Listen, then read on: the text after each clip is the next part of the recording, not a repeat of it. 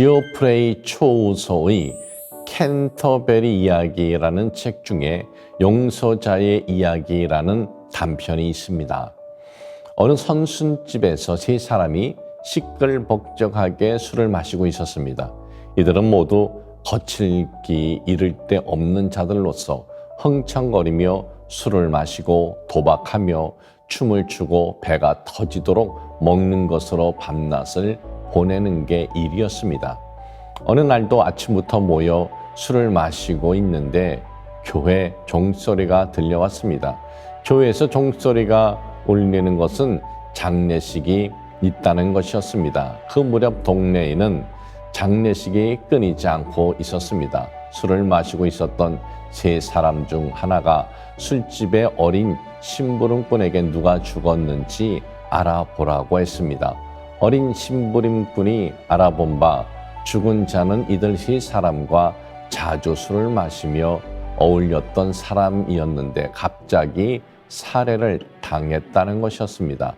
술에 취한 세 사람은 어린 심부름꾼에게 누가 그를 살해했냐고 물었고 아이는 살해자의 이름이 사망이라고 대답했습니다.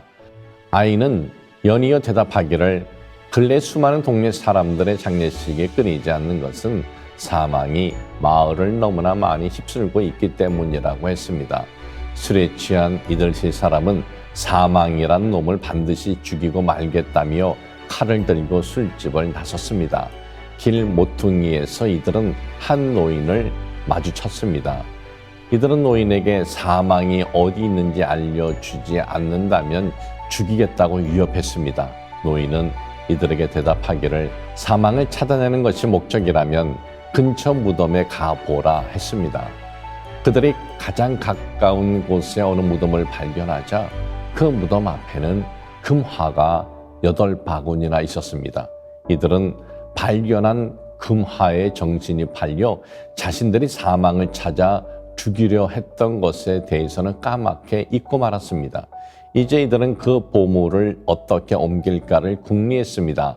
이들은 어두워질 때까지 기다렸다가 보물을 집으로 옮기기로 했습니다. 그러나 배가 고프기 시작했습니다. 그래서 이들은 마을에 가서 빵과 포도주를 사올 사람을 정하기 위해 제비를 뽑았고 그중 한 사람이 뽑혀 마을로 내려갔습니다. 그가 가고 나자 나머지 두 사람은 그 말을 세 몫이 아니라 두 몫으로 나누어 자기들만 더 많이 가지자고 했습니다. 그래서 이들은 마을에 갔던 사람이 돌아오면 그를 죽이기로 계획했습니다. 한편 마을에 갔던 한 사람도 욕심이 생겼습니다. 그는 두 사람을 제거하면 금을 혼자서 차지할 수 있을 것이라고 생각했습니다. 그래서 그는 화학약품을 파는 가게로 가서 독을 구입했습니다. 그런 다음 포도주와 빵을 3인분을 샀습니다. 그리고 두 사람의 포도주 병에다 독을 넣었습니다. 그가 돌아왔을 때 남아있던 두 사람이 계획한 대로 그를 죽여버렸습니다. 그런 다음 이들은 앉아서 음식이며 포도주를 먹었습니다. 그러나 이들은 독이 든 포도주를 마시고 말았습니다.